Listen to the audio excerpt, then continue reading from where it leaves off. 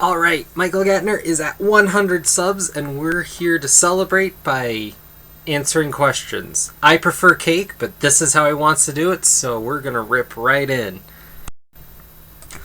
Alright, the first question is, have you ever influenced a boyfriend, girlfriend, or partner to read comics?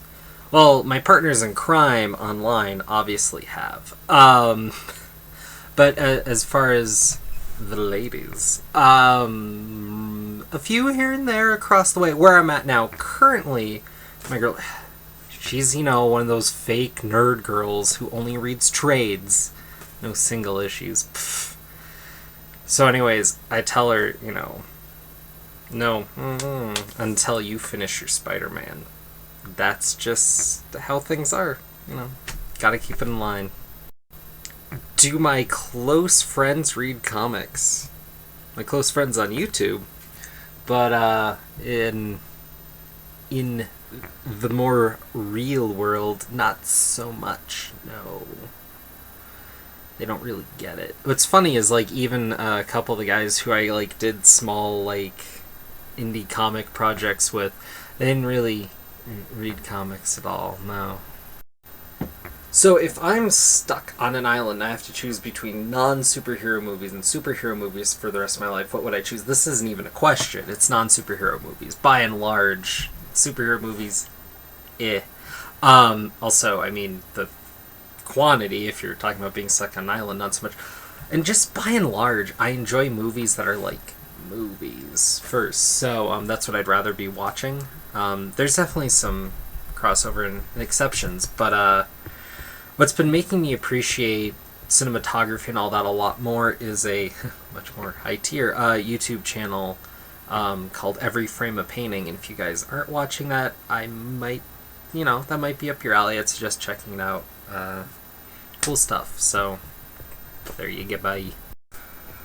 So my comic book horror story is from the college days, because now I'm just a washed-up old man that just has to relive the glory days.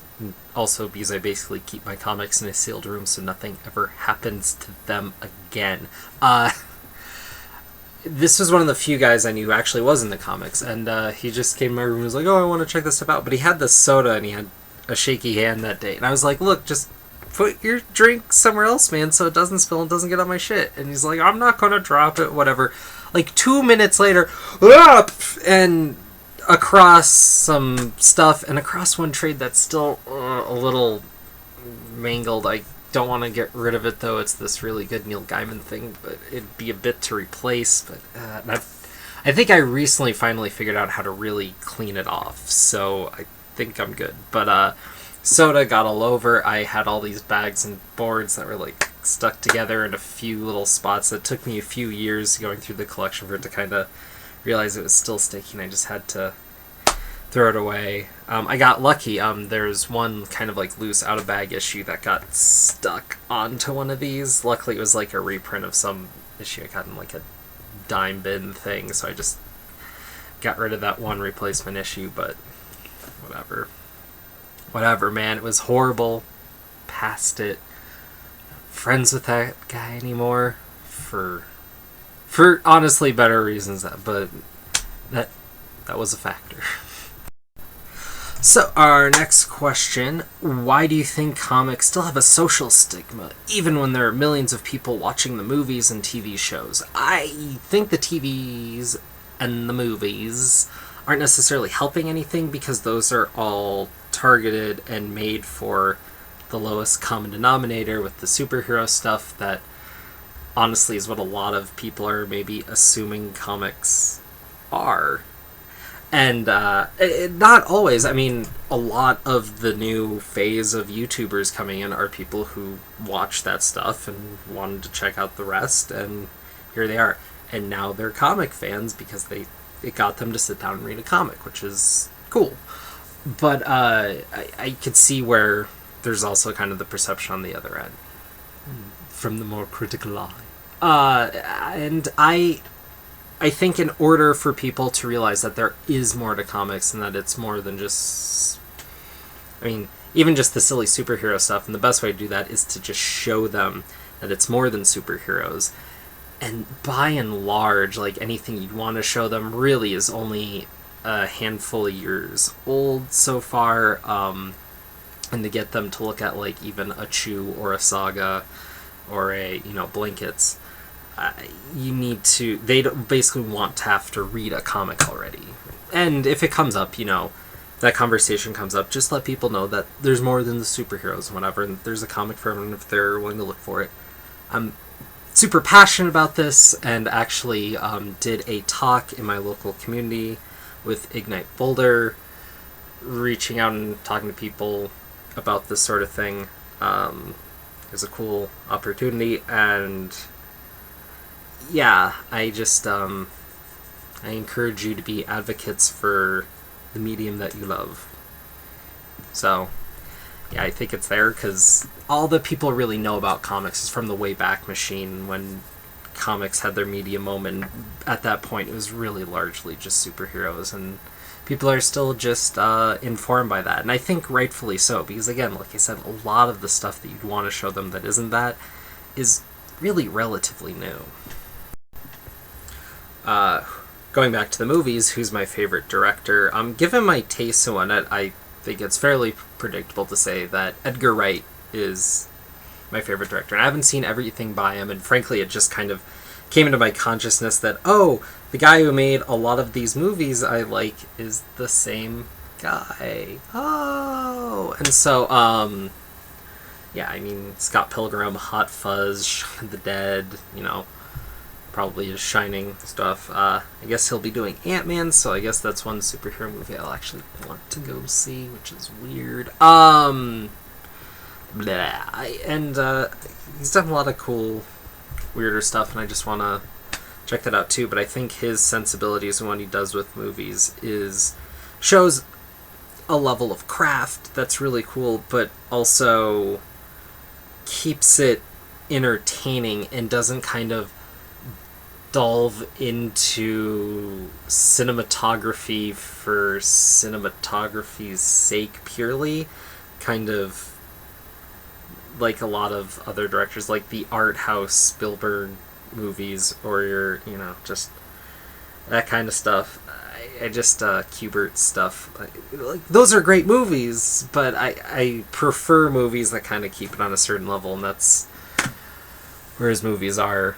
And I'm not as big of a movie buff as most people, so if you think there's something else I should be checking out, let me know, and I'll be curious. The only time that's happened before is when someone had me watch Brazil, and it was weird. It was super weird.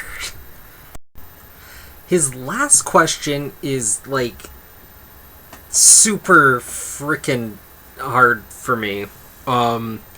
Who are my top 5 rappers of all time?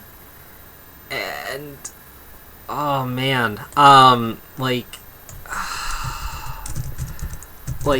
this is so hard for me. I love so many rappers, and they're almost all white shirts, but not in the list. I had to dig around a little bit. So, first off, like, Will Smith, Fresh Prince, yes, all of his albums, and it's totally on a different level than everyone else on this. Like, when I was really little, like, he was, like, one of the first people I just got the discography of, so I think that's most the reason why. And there's so many bizarre, like, there's some great songs, but there's so many just super bizarre songs. Like, Code Red is just a weird album. And once he got to the point where he's Will Smith and not the Fresh Prince, oh my god, the ego, the freaking ego. Second coming to Christ, first coming to me. You can't top that line for ego. Oh my gosh. Alright.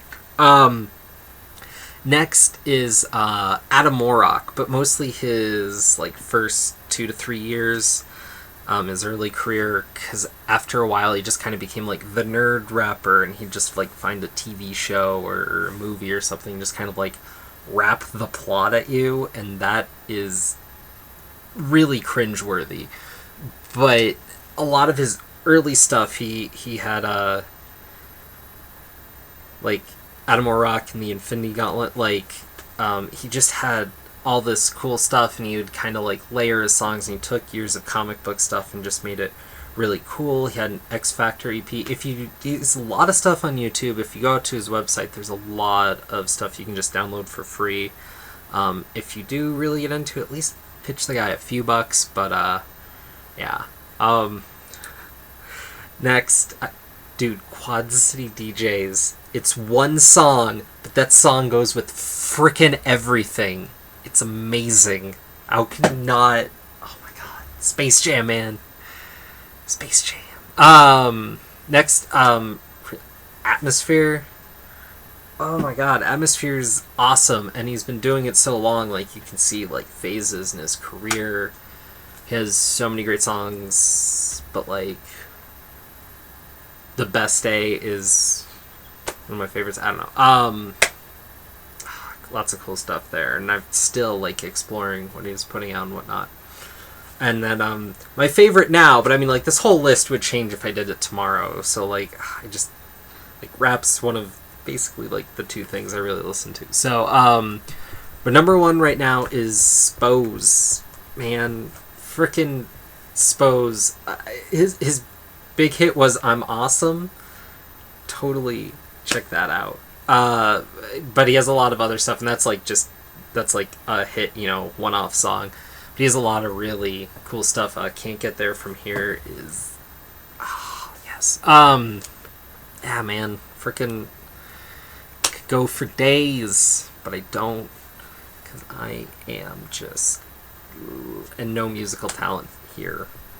I tried, none. Can dance a little, but no musical talent. Anyways, happy 100 subscribers. I apologize. I know after a hangout you probably lost like 5, so thanks for taking the hit. And have a good one, man. Hope to talk to you again soon. Peace.